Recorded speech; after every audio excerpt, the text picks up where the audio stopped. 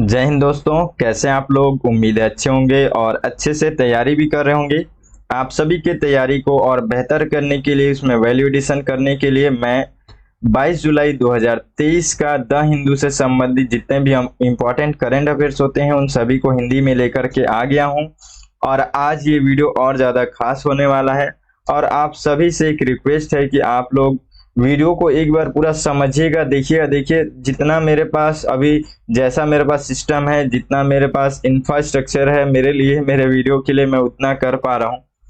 लेकिन वीडियो को आप बिल्कुल भी मतलब देखिए, जैसा थोड़ा सा आवाज हो सकता है सही से नहीं आ रहा होगा, ये सारी चीजें जो भी इसमें अगर प्रॉब्लम्स हो रहे हैं तो उसको थोड़ा सा इग्नोर करते हुए ना आप पूरा वीडियो को देखिए। आपके लिए बहुत बेहतर तरीके से मैं बहुत मेहनत करके ये वीडियो लेकर के आ रहा हूँ।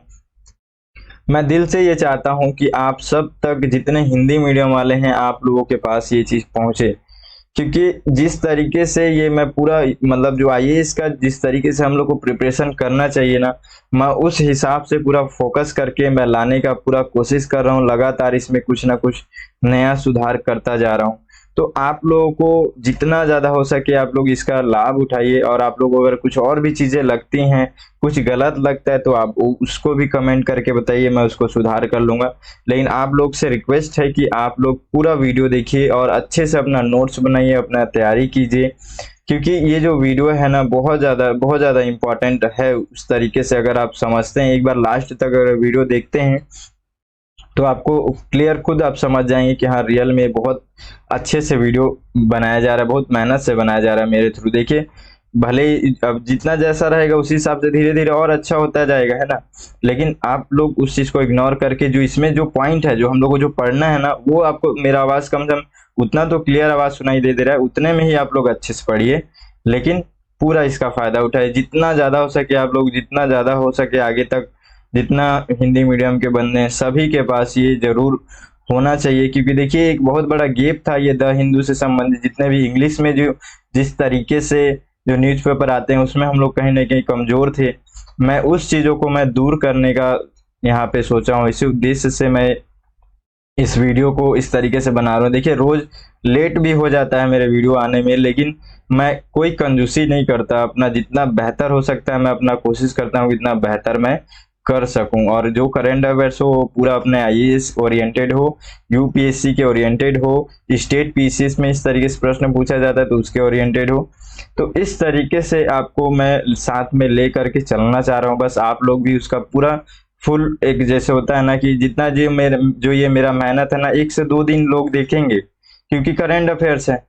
तो कम से कम 2 दिन आप लोग जिस तरीके से भी देखते हैं उसको पूरा फुल फायदा उठाइए, ताकि लगे कि हाँ, मैं मेहनत किया हूँ तो उसका ये प्रतिफल मिला है, कि आप सभी लोगों को इससे बेनिफिट हुआ है। ठीक है, चलिए देखते हैं आज हम लोग इसमें क्या क्या पढ़ने वाले हैं। देखिए, जैसे हम लोग रोज प्रैक्टिस करते हैं मैप प्रैक्टिस, वैसे ही आज भी करने वाले हैं। उसके बाद से कच्चा द्वीप, ये अभी हम लोग देखेंगे कि जो श्रीलंका के अभी राष्ट्रपति आए हुए हैं, आए हुए थे मतलब 2 दिन के लिए, तो उन्हीं से रिलेटेड ये है। हम लोग देखेंगे इसका पूरा मैप वगैरह सारी चीजें देखेंगे। और अगर आप लोग देखिए, श्रीलंका से हमारा क्या संबंध है, भारत श्रीलंका का जो संबंध है ना, अगर आप लोगों ने अभी तक नहीं देखा वीडियो तो पिछला वीडियो जाकर के जो करंट अफेयर्स है ना उसको देखिए। 21 तारीख का बहुत अच्छे से उसमें सारी चीजों को समझाया हूँ। कम से कम आपका बेसिक जो चीजें हैं वो क्लियर हो जाएंगी, और उसमें अच्छा अच्छा पॉइंट भी है, तो आप काफी अच्छे से उसको एक आईआर के दृष्टि से आप उसको तैयार कर लेंगे। ठीक है, चलिए आगे देखते हैं हम लोग। भूमि सम्मान 2023 इसमें देखेंगे। उसके बाद से महिला सशक्तिकरण और लैंगिक समानता की स्थिति। देखिए, इसमें ऐसे ऐसे टॉपिक में जो है निबंध भी आ जाता है ना। और मेंस में भी यहाँ से कई ना एक बार यहाँ से प्रश्न बनता ही है। तो ये बहुत बेहतर तरीके से मैं इसको बताने वाला हूँ। एक एक जो इसमें डाटा एक आया हुआ है, तो बहुत अच्छे से मैं आपको समझाऊंगा। और ना, समझाने से ज्यादा मतलब जो डाटा है ना इसमें वो बहुत ज्यादा इंपॉर्टेंट आएगा, बहुत ज्यादा काम आएगा। तो मैं उस तरीके से लेकर के आऊँ कि किसी भी तरीके से ऐसा प्रश्न बना ना महिलाओं का सशक्तिकरण से संबंधित, तो आप काफी अच्छे से उसका आंसर लिख सकते हैं। आंसर राइटिंग में एक वैल्यू क्रिएट कर सकते हैं। तो मैं उस हिसाब से लेकर के आऊँ, आप एक बार देखिएगा, अच्छे से समझिएगा। और उसको नोट डाउन करके रखिएगा। छोटे छोटे से पॉइंट ना वही आपके वैल्यू क्रिएट करते हैं आंसर राइटिंग में, है ना। तो उस पे थोड़ा सा ध्यान दीजिएगा। उसके बाद से महिला सशक्तिकरण सूचकांक क्या है, सारी चीजें बेसिक से लेकर के हर चीजें हम लोग इसमें डिस्कस करने वाले हैं। फिर वैश्विक लैंगिक समानता सूचकांक, फिर भारत ब्रिटेन मुक्त व्यापार, बासमती अन्य सफेद चावल के निर्यात पर अभी प्रतिबंध लगा दिया गया सरकार के द्वारा, तो क्यों है, और ये जो चावल है इसके बारे में कुछ बेसिक चीजें देखेंगे। उसके बाद ये तापस मानव रहित हवाई वाहन है, तो इसके बारे में भी हम लोग देखेंगे। ठीक है, चलिए शुरू करते हैं। और एक चीज और है इसमें, देखिए अभी मैं इस वीडियो में मतलब ऐड किया हूं कि अब जैसे मैं अभी क्वेश्चन प्रीवियस ईयर का क्वेश्चन किसी टॉपिक से अगर जुड़ा रहता है तो मैं वो बताता हूँ, प्री और मेंस दोनों का। अब मैं सिलेबस भी बताने वाला हूँ, ठीक है। अब मैं सिलेबस भी बताने वाला हूँ, जो बीच बीच में जब भी कोई टॉपिक होगा तो उसमें थोड़ा सा मैं ऐड कर दूंगा, ताकि थोड़ा फील हो कि हाँ हम लोग सही चीजें पढ़ रहे हैं, अपने सिलेबस से जुड़ा हुआ चीज है, ठीक है। और आज मैं प्रीलिम्स का भी एक बार सिलेबस डिस्कस करूंगा, ताकि आप लोगों को एक यहाँ पे थोड़ा सा क्लियरिटी हो जाए, है ना, कि हाँ हम लोग जो पढ़ रहे हैं वो चीज ये सब माइंड में रहता है, तो काफी अच्छे से हम लोग चीजों को पढ़ते समझते हैं। देखिए ये हम लोगों का प्रारंभिक परीक्षा का ये प्रश्न पत्र पहला जो होता है जीएस 1, उसी का हम लोग आज देखने वाले हैं इसमें। तो देखिए अभी जो हम लोग करेंट अफेयर्स पढ़ रहे हैं वो राष्ट्रीय और अंतर्राष्ट्रीय महत्व की समसामयिक घटनाएं, ये जो टॉपिक है इसी के अंतर्गत वो इम्पोर्टेंट है, इसलिए हम लोग करंट अफेयर्स को इतना ज्यादा महत्व देते हैं। और आप लोग देख भी रहे होंगे कि लगातार किस तरीके से करंट अफेयर्स का जो है इम्पोर्टेंस बढ़ते जा रहा है, तो इसलिए ये चीजें जो है इसके अंतर्गत है। सिलेबस प्रीलिम्स का जो सिलेबस है उसके अंतर्गत ये है। उसके बाद से भारत का इतिहास, भारतीय राष्ट्रीय आंदोलन, भारत एवं विश्व भूगोल, ये आपका हो गया हिस्ट्री। और फिर ये आपका ज्योग्राफी, तो भारत एवं विश्व भूगोल, भारत एवं विश्व का प्राकृतिक सामाजिक आर्थिक भूगोल, ये ज्योग्राफी का हो गया। उसके बाद से ये पॉलिटी का हो गया, भारतीय राजतंत्र, शासन संविधान, राजनीतिक प्रणाली, पंचायती राज, लोक नीति, अधिकारों संबंधी मुद्दे। उसके बाद से इकोनॉमी, आर्थिक और सामाजिक सतत विकास, गरीबी समावेशन, जनसांख्यिकी, सामाजिक क्षेत्र में की गई पहल, ये इन्वायरमेंट का, पर्यावरणीय पारिस्थितिकी जैसे जैव विविधता और मौसम परिवर्तन संबंधी सामान्य मुद्दे, जिनके लिए विषयगत विशेषज्ञता आवश्यक नहीं है, मतलब कि नॉर्मली आप पर्यावरण से संबंधित जो हम लोग पढ़ते हैं बस उसी तरीके से नॉर्मल आप ध्यान रखेंगे, उसी तरीके से प्रश्न बनता है। उसके बाद से सामान्य विज्ञान, ठीक है। तो इतने सारे सिलेबस है प्रीलिम्स में, ठीक है।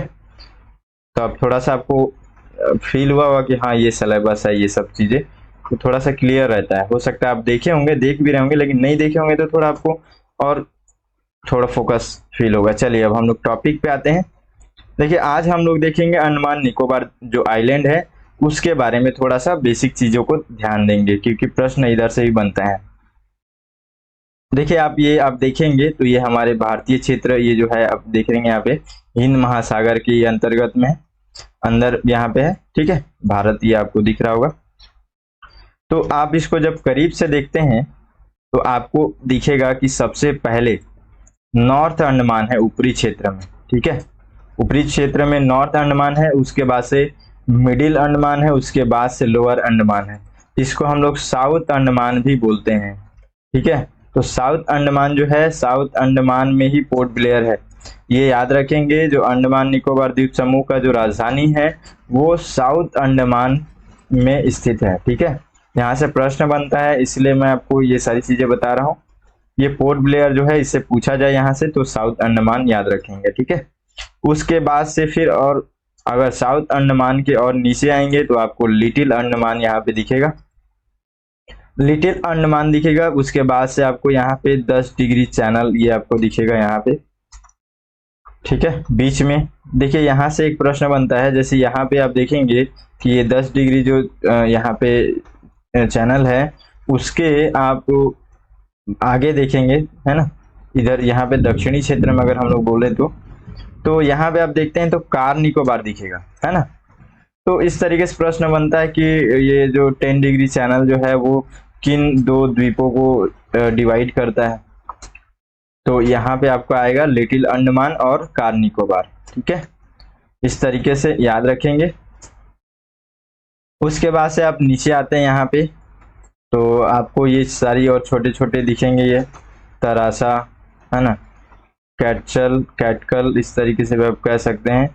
और यहाँ पे नॉन काउरी, इस तरीके से भी यहाँ पे है। और लिटिल निकोबार भी है ये। और लास्ट में जो है अंतिम जो है ग्रेट निकोबार है।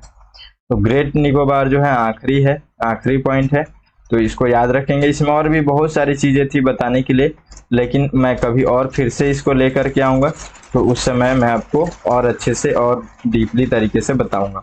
लेकिन थोड़ा थोड़ा जब हम लोग समझते हैं तो ज़्यादा अच्छे से क्लियर होता है। एक बार में हर चीज़ें मैं बता दूंगा तो फिर दोबारा रिवाइज करने का उस समय फिर नहीं मिलेगा मौका। और इस तरीके से आप इतना जान लिए, दूसरी बार थोड़ा सा और इसमें एड ऑन कर दूंगा, तो आप क्या है धीरे धीरे करके जो है ना ऑब्जर्व करते जाएंगे। ये इस तरीके से माइंडसेट रहना चाहिए पढ़ने का, तो ज़्यादा अच्छे से पढ़ते हैं। और एक ही बार में जैसे बोझा जैसे पकड़ लेंगे तो वो फिर सर भारी होने लगता है। ठीक है, तो इतना सारी चीज़ें समझ में आ गया। चलिए अब आगे देखते हैं। देखेंगे इसको मैप में, ये कच्चा तीबू जो मैं बोल रहा हूँ ये आपको दिखेगा यहाँ पे। ये तमिलनाडु है, अपना भारत का जो क्षेत्र है, भारतीय क्षेत्र है। यहाँ पे आपको इसमें भी शायद मैप में उस तरीके से नहीं दिख रहा है, बाकी तो आप समझ गए होंगे कि ये जो तमिलनाडु मतलब अपने इंडिया का पूरा निचला क्षेत्र है ये। अगर यहाँ पे देखते हैं तो ये वाला तमिलनाडु है, और यहाँ पे आप देखेंगे तो ये है श्रीलंका। तो श्रीलंका के बीच में यहाँ छोटा सा ये जो पॉइंट है ना, इसी पॉइंट में यहीं पे है। पहले तो ये पाक स्टेट है, पाक स्टेट के ही बीच में ये जो है कच्चा तीबू द्वीप है। ठीक है, ये जो द्वीप है ना, इस द्वीप को लेकर के लगातार जो है तमिलनाडु सरकार और श्रीलंका, इन दोनों में हमेशा विवाद चलता रहता है। ठीक है, तो अभी जब ये आ रहे थे ना, तो तमिलनाडु सरकार ये अभी प्रधानमंत्री जी से मिलने आ रहे थे ये, तो जो तमिलनाडु की सरकार है वो उनको यही मतलब यहाँ से वो ये बोल रही थी कि जब ये आएंगे ना, तब उनसे आप इस द्वीप के बारे में चर्चा करना कि ये द्वीप जो है हम लोगों को मिल जाए वापस। ठीक है, पहले देखिए इतिहास में जो बातें ना, इतिहास की बातें जो है उस समय ये हमारे अंदर में ही था, लेकिन फिर जो है श्रीलंका भी यहाँ पे ये भी मतलब अपना एक करने लगा, दावा करने लगा कि नहीं मेरा है। तो फिर हम लोग लास्ट में इसको 1974 में जो है ये हम लोग दे दिए। ठीक है, हम लोग इन्हीं लोगों को दे दिए। तो हम लोग अब इसके बारे में देखेंगे। मैप पहले जरूरी था, मैप आप समझ गए, ये पाक स्टेट के बीच में है मैप।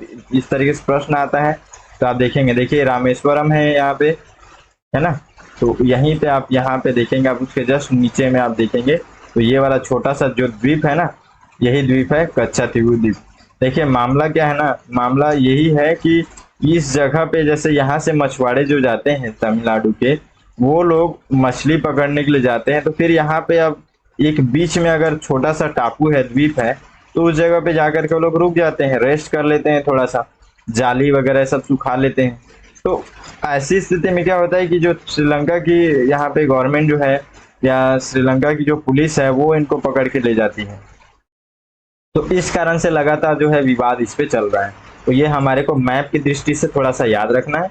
कुछ ऐतिहासिक बातें भी देख लेते हैं पढ़ के एक बार, जहाँ पे क्या क्या बातें हैं इसमें। तो यह पाक जलडमरू में एक निर्जन अपतटीय द्वीप है, जिसका स्वामित्व मूल रूप से रामनाथपुरम तमिलनाडु के राजा के पास था। इस द्वीप का उपयोग मछुआरे अपने जाल सुखाने के लिए करते हैं। ब्रिटिश शासन के दौरान इनका प्रशासन भारत श्रीलंका के द्वारा संयुक्त रूप से किया जाना था। देखिए अभी जो है बहुत तेज बारिश भी हो रहा है ना, तो इसलिए थोड़ा हो सकता है मेरे मतलब आवाज़ में थोड़ा सा अच्छे से आवाज़ आपको क्लियर ना हो, फिर भी आप एडजस्ट करेंगे। आपको पढ़ना है तो थोड़ा सा इधर उधर की स्थितियां होती हैं, लेकिन फिर भी आपको ध्यान से पढ़ना है। मेरी आवाज़ आप तक जरूर इतना तो है कि आपको समझ में तो आ ही जाएगा। ठीक है, तो थोड़ा सा एडजस्ट करेंगे क्योंकि बहुत तेज बारिश हो रहा है। चलिए आगे देखते हैं।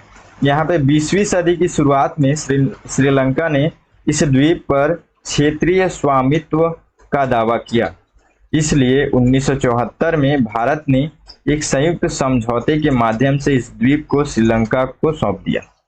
तब से फिर ये श्रीलंका के पास है, और 2 साल बाद एक अन्य समझौते के माध्यम से फिर भारत ने इस क्षेत्र में मछली पकड़ने का अपना अधिकार भी छोड़ दिया। तो इस तरीके से जो है, इसी कारण से मामला चल रहा है। अब अभी ये श्रीलंका के अंदर हो गया है, तो अभी ये लोग जो है यहाँ पे, अब हमारे मछुआरे जाते हैं वहाँ, तो ये लोग का थोड़ा विवाद हो जाता है ना। तो यही कारण है। चलिए अब आगे बढ़ते हैं और देखते हैं भूमि सम्मान। देखिए हम लोग अब आगे पढ़ते हैं भूमि सम्मान 2023। ठीक है, तो ये जो भूमि सम्मान 2023 है ना, ये भूमि सुधार से संबंधित है। तो देखिए यहाँ पे मेंस का जो सिलेबस है उसके अंतर्गत आप देखेंगे प्रश्न पत्र 4 के अंतर्गत सामान्य अध्ययन 3 में उसका हेडिंग है प्रौद्योगिकी, आर्थिक विकास, जैव विविधता, पर्यावरण सुरक्षा तथा आपदा प्रबंधन। ये मेन हेडिंग है। उसके अंतर्गत आप जाते हैं तो आपको वहां पे भारत में भूमि सुधार ये मिलेगा। तो इसी के अंतर्गत हम लोग यहाँ पे देख रहे हैं। देखिए इसमें किसको क्या पुरस्कार मिला ये इम्पोर्टेंट नहीं है। ये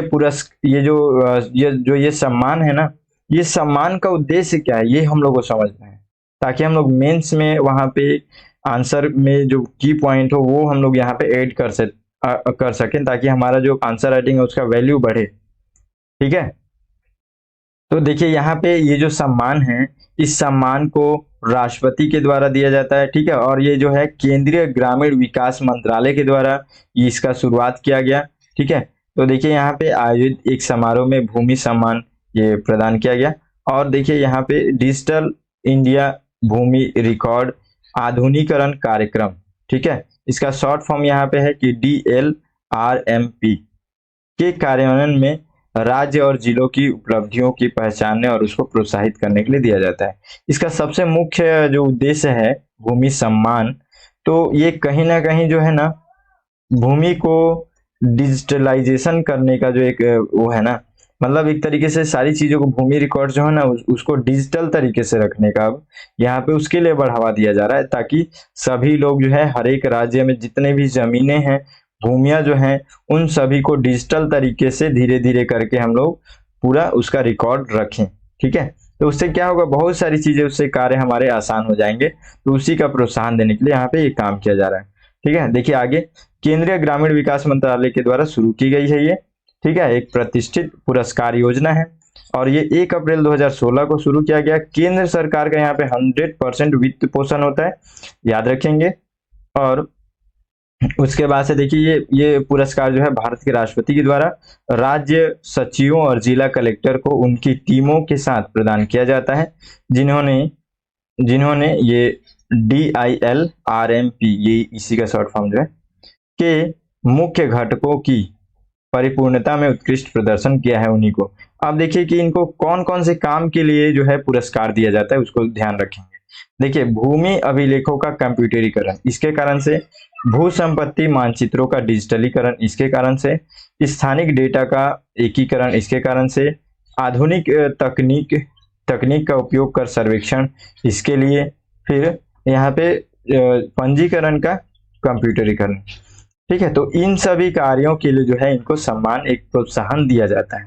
ठीक है, इससे क्या लाभ होगा हमारे को, ये जो भूमि सम्मान जो यहाँ पे लाया गया ये योजना, इससे क्या लाभ हो सकता है। तो देखिए पारदर्शिता, जवाबदेही, जो भूमि से संबंधित कोई भी चीज पारदर्शी रहेगा, हर चीज क्लियर रहेंगी, ऑनलाइन रिकॉर्ड में रहेगा। तो आपदा प्रबंधन में काम आ जाएगा, तुरंत हम लोग उस जगह पे जाकर के काम कर सकते हैं। ठीक है, उसके बाद से भूमि पार्सल पहचान संख्या, तो इसमें भी काम आएगा। भूमि से विवाद सबसे ज्यादा यहाँ पे देखने को मिलता है, तो वो सारी चीजें रिकॉर्ड्स में रहेंगी, तो किसी को कोई भी ऐसे कुछ भी नहीं बोल सकता है ना। सारी चीजें रिकॉर्ड में रहेंगी तो वो परफेक्टली समाधान कर पाएंगे। ठीक है, तो इन सारी चीजों को हम लोग यहाँ पे समझ गए, भूमि सम्मान। और देखिए अब यहाँ से एक प्रश्न आया हुआ है कि देखिए भारत में भूमि सुधारों के संदर्भ में निम्नलिखित में से कौन सा कथन सही है, 2019 का ये प्रश्न है। ठीक है, समय ज्यादा नहीं देंगे हम लोग, प्रश्न आपको मैं बता दिया हूं कि भूमि जो सुधार है यहाँ से प्रश्न पूछा गया है, आप पॉज करके सॉल्व कर सकते हैं। ठीक है, देखिए इसमें जो है बी आंसर है, क्योंकि हम लोग भी जानते हैं कि जो भूमि सुधार का मुख्य जो उद्देश्य था यहाँ पे कि भूमिहीन जो लोग थे उनको जो है भूमि देना, ताकि वहां पे उनका भी एक तरीके से जो भूमि सुधार कार्यक्रम का मतलब यही था कि लोगों को, जितने भी देश में जो लोग हैं, किसान हैं, उन सभी को अपना अपना एक भूमि मिलना चाहिए, मतलब अपना नहीं, उनके लिए भूमि मिलना चाहिए, ताकि जो है वो लोग अपने आप को, अपने घर परिवार, अपने मतलब समाज में एक तरीके से अच्छे से वो लोग भी अपना जीवन यापन कर सकें। ठीक है, क्योंकि भूमि का बहुत ज्यादा उस समय इश्यू हुआ था। ठीक है, एक राजा के पास कई कई मतलब वो तक भूमि होते थे, तो इसके कारण से, ठीक है, प्लस जो है हम लोग का पूरा देश का एकीकरण करने का बात चल रहा था, इसके कारण से भी। चलिए आगे देखते हैं, आप उतना उसको हिस्ट्री में समझ लेंगे। देखिए एक है मेंस का यहाँ पे प्रश्न बना हुआ था। ठीक है, तो यहाँ पे मेंस में देखिए, कृषि विकास में भूमि सुधारों की भूमिका की विवेचना कीजिए। भारत में भूमि सुधारों की सफलता के लिए उत्तरदायी कारकों को चिन्हित कीजिए। 2016 में पूछा गया प्रश्न है। ठीक है, तो अभी ये नए तरीके से प्रश्न यहाँ से बनने की संभावना है कि अब भूमि को जो डिजिटली करेंगे, डिजिटल करने का यहाँ जो प्लानिंग चल रहा है, अब उससे क्या बेनिफिट हो सकता है, उससे क्या समस्याएं हो सकती हैं, क्या समस्याएं हैं अभी उसको करने में, तो ये सारी चीजों से अब प्रश्न बनेंगे, तो उस हिसाब से उसको समझेंगे, आप सोचेंगे। ठीक है चलिए अब आगे देखते हैं। देखिए महिला सशक्तिकरण और लैंगिक समानता की स्थिति। ठीक है, बहुत मजेदार तरीके का ये टॉपिक है, अच्छा टॉपिक है, क्योंकि इसमें जो पॉइंट्स है ना, वो पॉइंट्स बहुत मतलब अच्छे लगे यहाँ पे। ठीक है, तो चलिए देखते हैं। और देखिए ये जो है ना, ये जो टॉपिक है, ये हमारे प्रश्न पत्र 3 के अंतर्गत अध्ययन, सामान्य अध्ययन जो है यहाँ पे 2 में आप हेडिंग देखेंगे, शासन व्यवस्था, संविधान, शासन प्रणाली, सामाजिक न्याय, अंतरराष्ट्रीय संबंध। इसी के अंतर्गत है महिलाओं से संबंधित मुद्दे, समावेशी विकास। ठीक है, तो हम लोग इसके अंतर्गत इसको जोड़ करके पढ़ते हैं। चलिए देखते हैं क्या है मामला। देखिए यहाँ पे जो है अभी संयुक्त राष्ट्र की एक रिपोर्ट में विश्व भर की महिला सशक्तिकरण और लैंगिक समानता की स्थिति यहाँ पे हम लोग को पता चला। ठीक है, और उसमें आकलन किए हैं, सारी चीजों को आकलन करने के बाद से एक रिपोर्ट लाए हैं, एक निष्कर्ष निकाले हैं, बल्कि रिपोर्ट भी नहीं है कि कौन कितने नंबर पे, ये वो नहीं, एक निष्कर्ष निकाले हैं कि महिलाओं की स्थिति क्या है, समानता, लैंगिक समानता किस स्थिति में है पूरे वर्ल्ड भर में। तो काफी अच्छा एक अलग तरीके का डिफरेंट मतलब जो है यहाँ पे आपको कंटेंट मिलने वाला है, तो उसको बहुत अच्छे से आप ध्यान रखेंगे। ठीक है, चलिए देखते हैं आगे। UN women. ठीक है, ये यूएन वीमेन करके एक अलग से संगठन है, इसके बारे में हम लोग सब पढ़ेंगे डिटेल्स में, बेसिक चीजें, कोई दिक्कत नहीं, बस आप सुनते जाइए अभी। और संयुक्त राष्ट्र विकास कार्यक्रम यूएनडीपी जिसको हम लोग बोलते हैं, ये यूएनडीपी है, इसके बारे में भी हम लोग सारी चीजें पढ़ने, शायद हम लोग इसके बारे में नहीं बताऊंगा क्योंकि हम लोग इसके बारे में पढ़ चुके हैं, है ना, कई बार इसके बारे में लगातार आते रहता है। मैं तो इसका पूरा एक एक रिपोर्ट भी बताया हूँ कि कौन कौन सी रिपोर्ट ये लेकर के आता है, तो उस तरीके से आप रेगुलर चलिए देखिए। बहुत मतलब तकलीफ लगता है, पता है, इतना मेहनत करने के बाद से अगर ये वीडियो आप लोगों को अगर ये नहीं पहुंच पाता आप लोगों तक, समझ रहे हैं आप लोग, थोड़ा सा जल्दी इसको बढ़ाइए आगे, ताकि ये सब जितना इम्पोर्टेंट चीजें हैं ना उस लोगों तक पहुंचे, समझ रहे हैं आप लोग, ताकि जो है ये मतलब हर कोई इसका लाभ ले सके। हिंदी मीडियम में खास करके मैं जोर दे करके बोल रहा हूँ। ठीक है, इंग्लिश मीडियम से कोई वो नहीं है, कोई परेशानी नहीं है, लेकिन हिंदी मीडियम की जो स्थिति है ना, उस हिसाब से मैं देख करके बोल रहा हूँ ये चीज। ठीक है, चलिए आगे देखते हैं। तो ये दोनों का मिला जुला जो है, इन दोनों मिल करके इस रिपोर्ट को लेकर के आते हैं, सब पढ़ेंगे अच्छे से। आगे देखिए पहले यहाँ पे, तो संयुक्त रूप से किए गए एक व्यापक विश्लेषण में महिला सशक्तिकरण सूचकांक और वैश्विक लैंगिक समानता सूचकांक के आधार पर 14 देशों का इसमें मूल्यांकन, 114 देशों का मूल्यांकन किया गया और उसके आधार पे जो है निष्कर्ष निकाला गया। तो देखिए निष्कर्ष क्या निकला है, निष्कर्ष बहुत ज्यादा इंपॉर्टेंट है ये। देखिए सबसे पहले विश्व स्तर पर केवल 1% महिलाएं जो हैं उच्च महिला सशक्तिकरण और लैंगिक समानता वाले देशों में रहती हैं। पहला इससे निष्कर्ष ये निकला। ठीक है, दूसरा WEI क्या है, यहाँ पे देखिए ये 2 सूचकांक है, इनके बारे में बताऊंगा आपको। महिला सशक्तिकरण सूचकांक यही है, ठीक है, यानी कि वुमेन्स एम्पावरमेंट इंडेक्स, तो WEI। ठीक है, और दूसरा शॉर्ट फॉर्म आएगा global gender parity index GGPI। ठीक है, तो शॉर्ट फॉर्म आएगा तो आप ध्यान रखेंगे। तो WEI के अनुसार महिलाएं औसतन अपनी पूरी क्षमता का केवल 60% ही प्राप्त कर पाती हैं, ये भी निष्कर्ष निकला। उसके बाद से GGPI के अनुसार इसके अनुसार मानव विकास के प्रमुख आयामों में महिलाएं पुरुषों की तुलना में 28% पीछे हैं। ठीक है, उनसे पीछे हैं अभी भी 28%, और समानता नहीं है। विश्लेषण किए गए 114 देशों में से किसी ने भी पूर्ण महिला सशक्तिकरण या लैंगिक समानता प्राप्त नहीं की। ठीक है, तो इसके आधार पे, इस रिपोर्ट के आधार पे जब आप आंसर राइटिंग में एक इस तरीके की अगर पूछे गए प्रश्न है तो उसमें आप बहुत अच्छा एक वैल्यू क्रिएट कर सकते हैं ना। चलिए आगे देखते हैं। विश्व स्तर पर 90% से अधिक महिलाएं उन देशों में रहती हैं जो लैंगिक समानता और महिला सशक्तिकरण प्राप्त करने में खराब या औसतन दर्जे का प्रदर्शन करती हैं, तो वहीं पे ज्यादा महिलाएं भी हैं। ठीक है, देखिए आगे।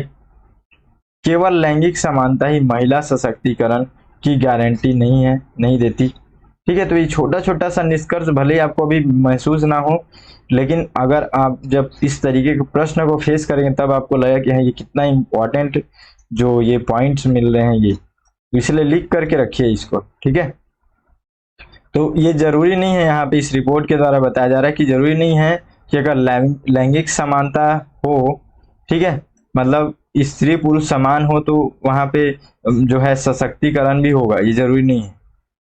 ठीक है, रिपोर्ट से पता चलता है कि लैंगिक अंतर वाले किसी भी देश ने उच्च महिला सशक्तिकरण की स्थिति प्राप्त नहीं की है। ठीक है, तो ये सारी चीज इसमें पता चल रहा है। अब हम लोग देखेंगे इसके बेसिक चीजों को, जैसे कि UN वीमेन क्या है। ठीक है, तो ये संयुक्त राष्ट्र महासभा के द्वारा वर्ष 2010 में UN वीमेन की स्थापना की गई। 2010 में संयुक्त राष्ट्र महासभा के द्वारा इसकी स्थापना की गई है। संयुक्त राष्ट्र के सदस्य देशों का समर्थन करती है इसका, क्योंकि यह लैंगिक समानता प्राप्त करने के लिए वैश्विक मानक निर्धारण करती है। साथ ही महिलाएं और लड़कियों को लाभ पहुंचाने वाले कानूनों, नीतियों, कार्यक्रमों और सेवाओं के डिजाइन के साथ उन्हें कार्यान्वित करने के लिए सरकारों तथा नागरिक समाज के साथ काम करती है। ठीक है, तो ये इसके कारण से यहाँ पे जो है ये जो UN वीमेन है उसको ये लेकर के सारी बातें ध्यान रखेंगे। और देखिए एक बात है, अभी मैं थोड़ा सा मतलब उस तरीके से मन में मैं उसमें विचार नहीं करना चाहता हूँ। जैसे आज हम लोग का जिस हिसाब से हम लोग 2-4 दिनों से लगातार जो न्यूज में चल रहा है मणिपुर का, तो वो जिस तरीके का मामला है वो सब डिस्कस करने का मतलब अंदर से हिम्मत नहीं होता, इच्छा नहीं करता है। तो हम लोग यहाँ पे पढ़ रहे हैं, है ना, कि वुमन का किस तरीके से मतलब महिलाओं का सशक्तिकरण, है ना, क्या, और यहाँ पे इतना मतलब किस तरीके से घटनाएं हो रही हैं। देखिए मैं वो सब चीज पे ना मतलब बिल्कुल मन नहीं हो रहा था कि किस तरीके से करंट अफेयर्स जो हम लोग पढ़ा रहे हैं डेली, मतलब हर चीज को डिस्कस अब मेरे अंदर तो नहीं हो पाया, तो मैं इसलिए नहीं कर पाया उस सब चीजों को। मैं बोलना ही नहीं चाह रहा था, बात ही नहीं करना चाह रहा था, सब लोग उसके बारे में बता ही रहे हैं, लेकिन फिर भी अंदर से आ ही जाता है। ठीक है, तो दिमाग क्या बार बार थोड़ा सा दिमाग उधर चला जा रहा था, है ना। तो वो सब जो घटनाएं हैं बहुत मतलब बहुत खराब घटना हुआ है, और ऐसा तो नहीं होना चाहिए हम लोग के जिस टाइप से। लेकिन देखिए 2-4 लोगों का मानसिकता खराब है तो समझ में आता है, मतलब अगर 800-900 लोग अगर ऐसे हो जाएंगे तो फिर तो बहुत प्रॉब्लम है, मतलब समझ रहे हैं इंसानियत कहाँ चला गया है। चलिए आगे देखते हैं हम लोग। तो जो UN वीमेन है, ये जो है इनके बारे में हम लोग अभी पढ़ रहे हैं, इस संगठन के बारे में पढ़ रहे हैं।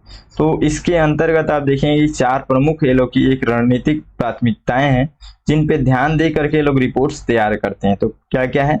महिलाओं का नेतृत्व और आर्थिक राजनीतिक भागीदारी, महिलाओं का आर्थिक सशक्तिकरण, महिलाओं के खिलाफ हिंसा को समाप्त करना और शांति, सुरक्षा तथा मानवीय कार्रवाई। ठीक है, ये सारी चीजों पे ध्यान देते हैं। अब यहाँ पे देखते हैं महिला सशक्तिकरण सूचकांक, इसके बारे में देखते हैं। तो ये UN वीमेन जो अभी हम लोग जिसके बारे में पढ़े और UNDP, ये दोनों मिल करके जो है इसका रिपोर्ट निकालते हैं। ठीक है, 5 आयामों के आधार पर, 5 आयाम है इनके पास, मतलब 5 एक तरीके से पैरामीटर्स है, उनके आधार पर जो है महिला सशक्तिकरण का अवलोकन ये लोग करते हैं। ठीक है, देखिए क्या क्या है। तो जीवन और अच्छा स्वास्थ्य, शिक्षा, कौशल निर्माण और ज्ञान, श्रम और वित्तीय समावेशन, निर्णय लेने में भागीदारी तथा हिंसा से मुक्ति। तो इन सभी आयामों पर जो है यहाँ पे यूएनडीपी और यूएन वुमेन ये दोनों मिल करके जो है इन सब के आधार पर रिपोर्ट्स निकालते हैं। आगे देखते हैं, एक और रिपोर्ट है यहाँ पे महिला, हम लोग इसको पढ़ लिए क्या? ये नहीं है, ये है, डबल हो गया होगा। तो इसमें देखिए वैश्विक लैंगिकता समानता सूचकांक, global gender parity index GGPI, देखिएगा, ध्यान रखिएगा ना ये सब चीजें, क्योंकि ये सब नए नए यहाँ पे रिपोर्ट्स हैं और काफी बेहतर रिपोर्ट्स हैं, तो इसलिए प्रीलिम्स में, मेंस में आपको इधर से प्रश्न आ सकता है। ठीक है, तो यूएन वीमेन, ठीक है, और यूएनडीपी के द्वारा इसको भी निकाला जाता है, और ये अभी जुलाई 2023 में इसको लेकर के आया गया है। ये काफी नया रिपोर्ट है। ठीक है, वैश्विक लैंगिक समानता सूचकांक। तो GGPI एक समग्र सूचकांक है जो स्वास्थ्य, शिक्षा, समावेशन, निर्णय लेने सहित मानव विकास के प्रमुख आयामों में लैंगिक असमानताओं का आकलन करता है। GGPI का लक्ष्य है विभिन्न संदर्भों और आयामों में पुरुषों के सापेक्ष महिलाओं की स्थिति को जांचना है। ठीक है, तो एक एक चीज को थोड़ा ध्यान रखेंगे इसमें, ये सब इंपॉर्टेंट है। आप देखते हैं यहाँ पे एक और खास पॉइंट यहाँ पे है, देखिए कि हम लोग तो अभी तक पढ़ लिए वर्ल्ड लेवल पे, लेकिन हम लोग के पास एक चीज और है कि हमारे अगर भारत में क्या स्थिति है, भारत सरकार के द्वारा, सरकार की जो योजनाएं हैं मतलब महिला सशक्तिकरण को लेकर के, तो उसमें कौन कौन सी योजनाएं हैं, अगर हम लोग एक साथ एक जगह पे हम लोग याद करके रखें तो हम लोग काफी अच्छे से उसमें आंसर राइटिंग कर सकते हैं ना। तो इसलिए मैं यहाँ पे सारी चीजों को रखा हूँ जो जो यहाँ पे इंपॉर्टेंट है। देखिए बेटी बचाओ बेटी पढ़ाओ, सरकार की योजनाएं, सरकार के द्वारा की गई पहल में हम लोग ये सब चीजें ऐड कर सकते हैं। ठीक है, तो इसमें बालिकाओं की सुरक्षा, अस्तित्व, शिक्षा, इन सभी के बारे में योजनाएं हैं, इन सब इससे संबंधित। उसके बाद से महिला शक्ति केंद्र ये भी बनाया गया है। इसमें ग्रामीण महिलाओं को कौशल विकास और रोजगार के अवसर प्रदान करके उनको सशक्त बनाने का कार्य, एक तरीके से ये उससे संबंधित योजना है। ठीक है, राष्ट्रीय महिला कोष, यह शीर्ष सूक्ष्म वित्तीय संगठन है जो कि गरीब महिलाओं को विभिन्न आजीविका और आय सृजन गतिविधियों के लिए रियायती शर्तों पर सूक्ष्म ऋण प्रदान करता है। तो ये सारी चीजें जो है राष्ट्रीय महिला कोष, तो आपको एक चीज यहाँ से ये जो इस तरीके जो पॉइंट मिल रहा है उसको आप लिखते हैं मेंस में, तो काफी अच्छे से आप इम्पैक्ट डाल सकते हैं, है ना। आगे देखिए, सुकन्या समृद्धि योजना, इस योजना के तहत लड़कियों के बैंक खाते खुलवाकर उन्हें आर्थिक रूप से सशक्त बनाने का कार्य किया जाता है। तो इस तरीके से जो इम्पोर्टेंट योजना है, इतना अगर आप ऐड कर देंगे उसमें, काफी अच्छा से आपका आंसर राइटिंग हो जाएगा, तो इसको ध्यान रखेंगे। प्लस प्रीलिम्स में भी इस तरीके से प्रश्न आप पूछे जाते हैं, तो उसको भी ध्यान रखिएगा। देखिए आगे, महिला उद्यमिता, महिला उद्यमिता को प्रोत्साहित करने के लिए सरकार के द्वारा एक ये स्टैंड अप इंडिया और महिला ई हार्ट की यहाँ पे स्थापना की गई है। मतलब ये भी जो है महिलाओं को एक तरीके से उद्यमिता की ओर आगे बढ़ाने के लिए, ठीक है, तो उनका एक तरीके से ये खुद भी मार्केटिंग करे, वो लोग अपना एक बिजनेस स्टार्ट करें, उनको बढ़ावा देने के लिए ये सारी चीजें की गई। कस्तूरबा गांधी बालिका विद्यालय, इन्हें शैक्षणिक रूप से पिछड़े ब्लॉक में ये खोला गया है। फिर राजनीतिक आरक्षण, तो सरकार ने महिलाओं के लिए पंचायती राज संस्थाओं में 33% जो है सीटें आरक्षित रखी हुई है। तो ये सारी चीजें जो है सरकार के द्वारा एक पहल है जो कि महिला सशक्तिकरण को बढ़ावा देने के लिए किया गया है। ठीक है, तो काफी अच्छा पॉइंट था, आप अगर ध्यान दिए होंगे तो आप उसको उस हिसाब से अपने हिसाब से अरेंज करके लिखेंगे। चलिए अब आगे हम लोग बढ़ते हैं।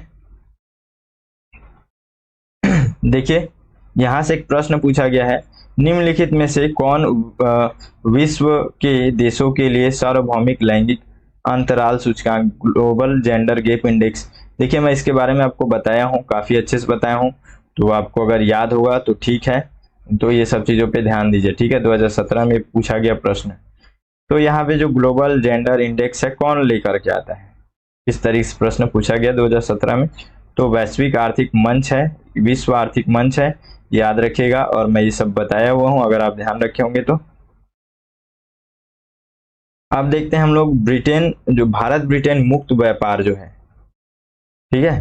तो ये जो है ना, ये हमारा जो टॉपिक है ये अभी काफी इंपॉर्टेंट है, क्योंकि देखिए अभी जो है भारत सरकार चाह रही है कि ब्रिटेन के साथ भी हम लोग ना मुक्त व्यापार करना शुरू करें।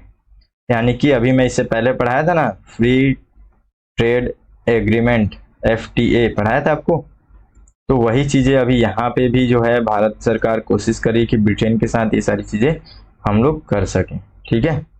तो देखिए इसमें सबसे पहले तो ये जो हम लोग देखते हैं कि ये जो है हमारे प्रश्न पत्र 3 के अंतर्गत सामान्य अध्ययन 2 में ये शामिल है। और इसका देखिए मेन हेडिंग क्या है, शासन व्यवस्था, संविधान, शासन प्रणाली, सामाजिक न्याय, अंतरराष्ट्रीय संबंध। तो ये अंतरराष्ट्रीय संबंध के अंतर्गत आप देखेंगे तो यहाँ पे दिखेगा आपको उसके अंदर ये तो हेडिंग है, ये ट्रेलर है, ट्रेलर मूवी के अंदर आपको दिखेगा द्विपक्षीय। इतना मतलब इतना खतरनाक मूवी है, इतना लंबा चौड़ा मूवी है कि आपको ये ट्रेलर से कुछ समझ नहीं आएगा। तो देखिए यहाँ पे क्या चीजें हैं,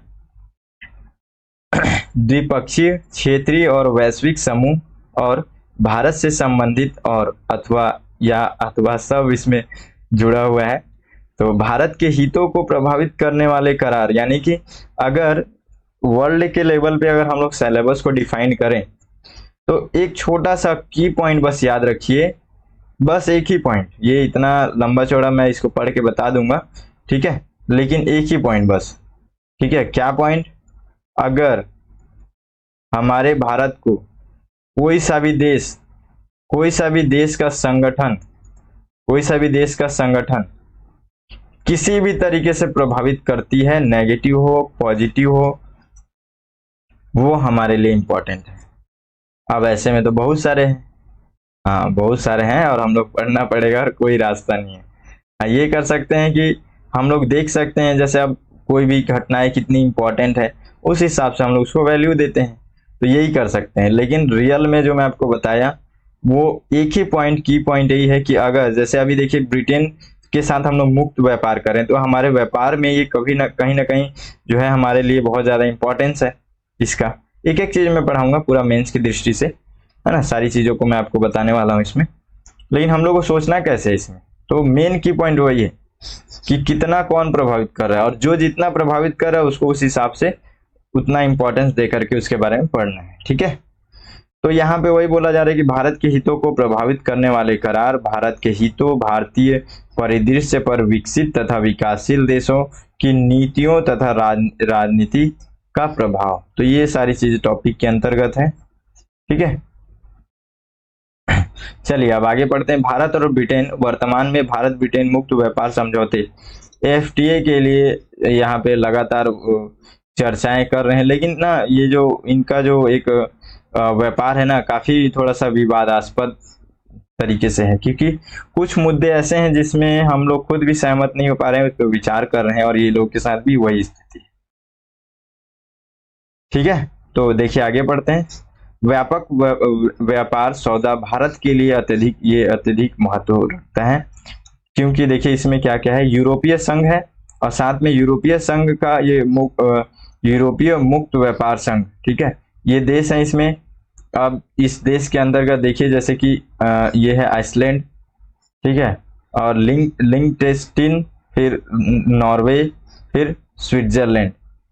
तो इस तरीके के देशों के साथ भी हम लोग को मिल करके समझौता, मतलब इन सबके साथ करना है ना यूरोपीय संघ में। तो बहुत सारी चीजें हमारे यहाँ पे विचार चल रही हैं अभी भी।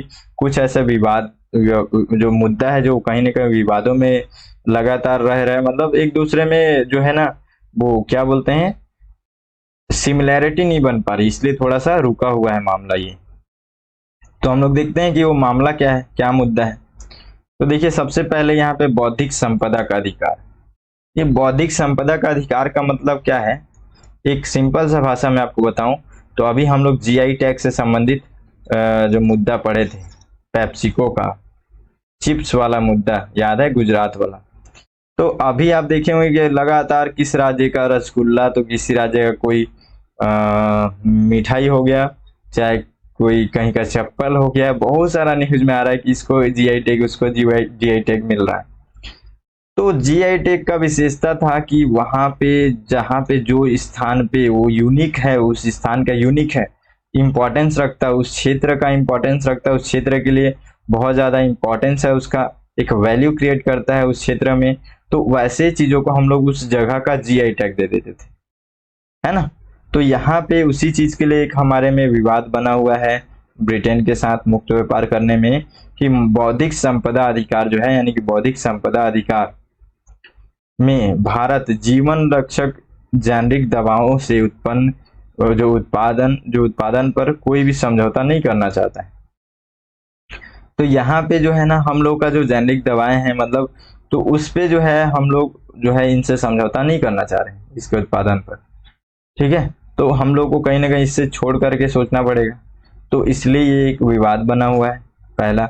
दूसरा, वैश्विक श्रृंखला, इसमें क्या है, तो इसमें वैश्विक मूल्य श्रृंखलाओं से जुड़ी जटिलताओं को दूर करने एवं भारत के लिए अनुकूल परिणाम सुनिश्चित करने पर चर्चा चल रही है।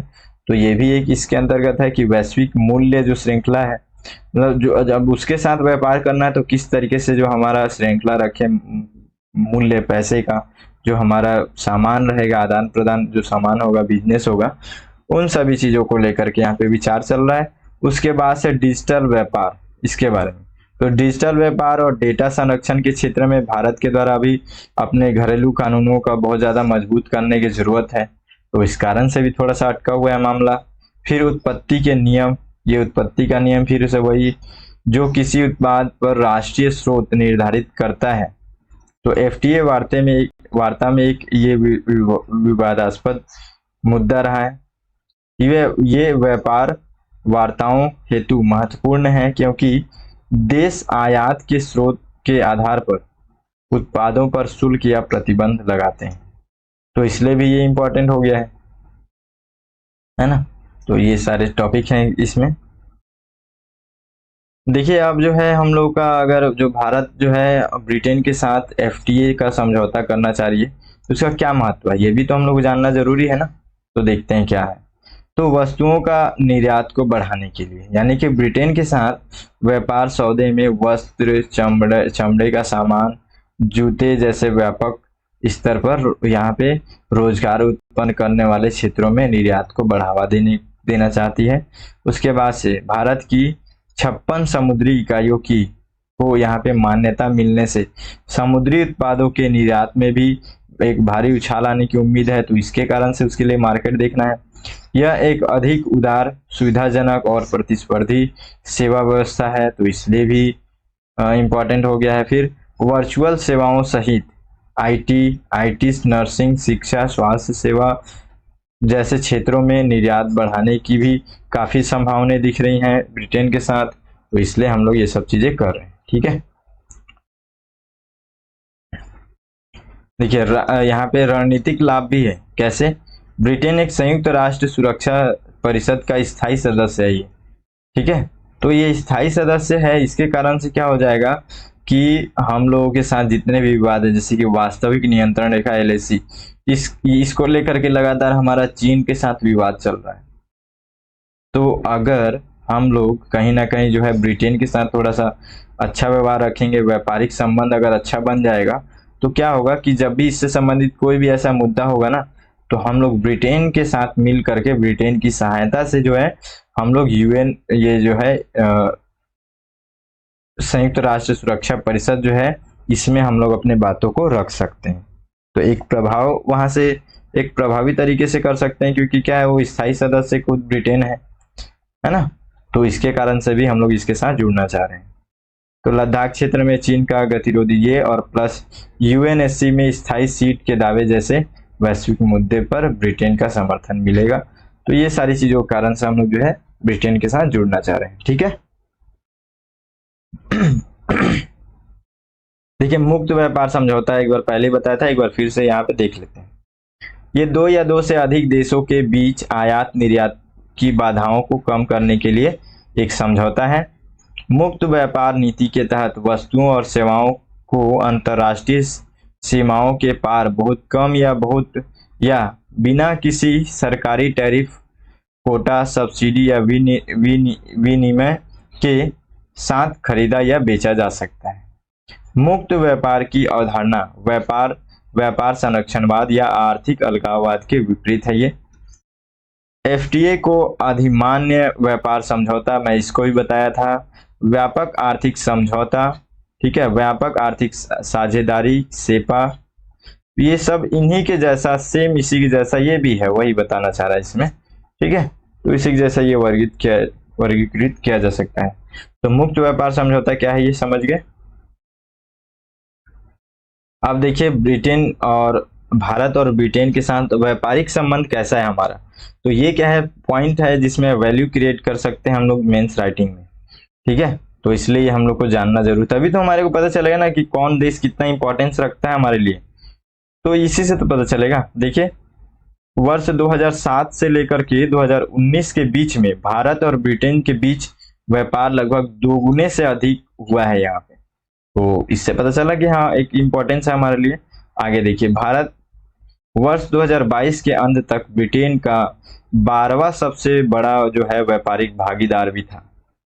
भारत वस्तुओं के मामले में ब्रिटेन का 13वां सबसे बड़ा व्यापारिक भागीदार तथा सेवाओं के मामले में 10वां सबसे बड़ा व्यापारिक भागीदार है। वर्ष 2022-23 में भारत ब्रिटेन द्विपक्षीय व्यापार यहाँ पे 16% बढ़कर यानी कि 20.336 बिलियन अमेरिकी डॉलर हो गया, ठीक है। तो ये सब पॉइंट से हमारे को पता चला ना कि हमारे लिए ब्रिटेन कितना इंपॉर्टेंट है। तो ये सब की पॉइंट हम लोग वहां पे डाल सकते हैं, ठीक है। अब देखिए यहाँ पे आ गया है ये बासमती जो चावल होता है, बासमती चावल, देखिए यहाँ पे चित्र भी दिखा रहा हूँ। तो ये जो बासमती चावल है रियल में इसका बात नहीं है, बात है उसके अन्य बासमती चावल को छोड़ करके, ठीक है। तो जितने अन्य सफेद चावल हैं इनके निर्यात पर, मतलब ये साथ में इसके ऊपर प्रतिबंध ही है, इन सभी के ऊपर भी प्रतिबंध अभी लगाया गया है, ठीक है। बस ये क्यों किया गया, क्योंकि देखिए अभी क्या है ना, अभी लगातार इनका जो है रेट पहले से ही बढ़ रहा है, ठीक है, काफी बढ़ा हुआ है। अगर हम लोग इसको मतलब ये जो चावल है इसको हम लोग अगर निर्यात कर देंगे, मतलब हमारे देश से अगर बाहर बेच देंगे उसको, यानी कि क्या किए हम लोग अपने देश का जो देश में अगर यहाँ पे अगर है चावल है अभी, तो उसको हम लोग भेज दिए बाहर, तो कहीं ना कहीं थोड़ा सा कमी हो जाएगा यहाँ।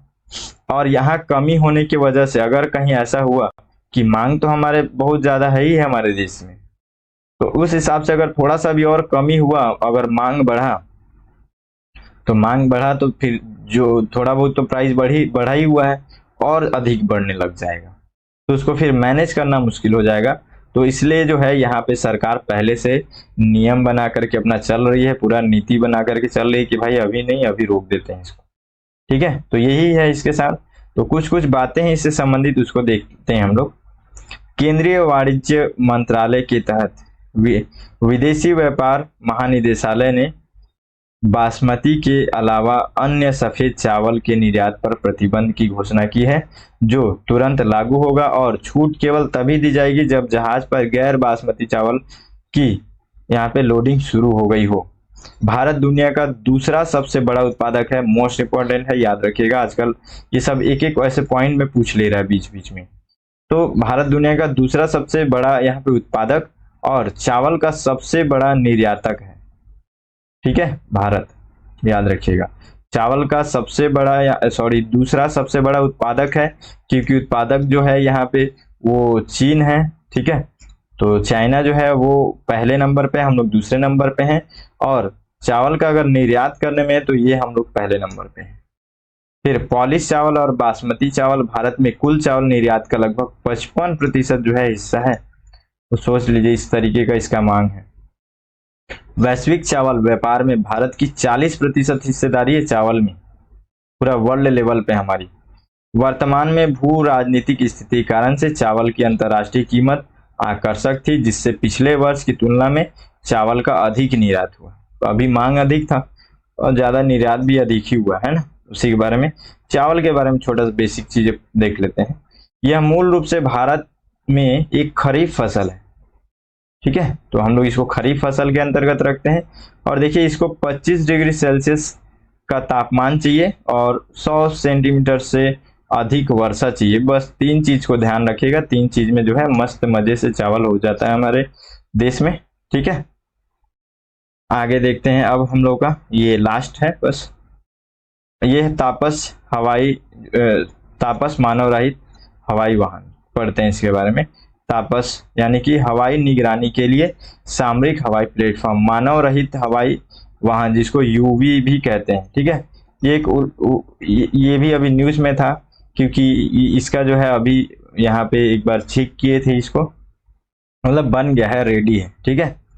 तो इसलिए ये एक उल्लेखनीय उपलब्धि में भारतीय नौसेना और रक्षा अनुसंधान विकास संगठन DRDO के द्वारा बनाया गया है ने तापस मानव रहित हवाई वाहन की कमांड और नियंत्रण क्षमताओं के हस्तांतरण को सफलतापूर्वक पूरा किया है। इसके कारण से न्यूज में है। और UAV एक मीडियम एल्टीट्यूड लॉन्ग एंश्योरेंस मानव रहित हवाई वाहन है, ठीक है। अगर देखिए मेरे को भी उच्चारण करने में दिक्कत हो रहा है, अगर आपको याद करने में दिक्कत हो रहा होगा तो छोड़ दीजिएगा, कोई दिक्कत नहीं है। तापस क्या है, सबसे पहला प्रश्न तो यहीं से आना है। और आपको ये अगर इतनी सारी चीजें पढ़ लिए हैं ना तो उतने में भी आप सॉल्व कर लेंगे, ठीक है। देखिए ये जो वाहन है जिसे इस साल की शुरुआत में बेंगलुरु के एरो इंडिया 2023 में अपनी पहली उड़ान के दौरान सार्वजनिक रूप से प्रदर्शित किया गया था, ठीक है। इसे तीनों सेनाओं की खुफिया निगरानी, लक्ष्य प्राप्ति, ट्रैकिंग, टोही आवश्यकताओं के जवाब के लिए विकास किया गया था, ठीक है। तो इससे रिलेटेड कुछ पॉइंट जो है उसको याद रख लेंगे, उतने में भी काम चल जाएगा, ठीक है। तो देखिए इस तरीके से ये हमारा कंप्लीट हो गया।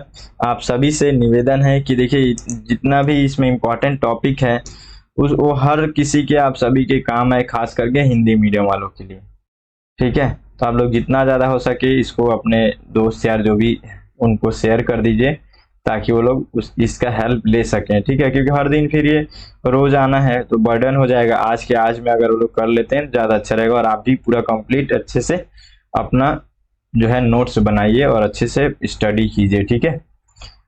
और चैनल को अगर अभी तक सब्सक्राइब नहीं किए होंगे तो कर दीजिएगा, लाइक जरूर कीजिएगा, उससे हमारे को थोड़ा सा मोटिवेशन मिलता है, ठीक है। मिलते हैं अगले वीडियो में, तब तक के लिए जय हिंद।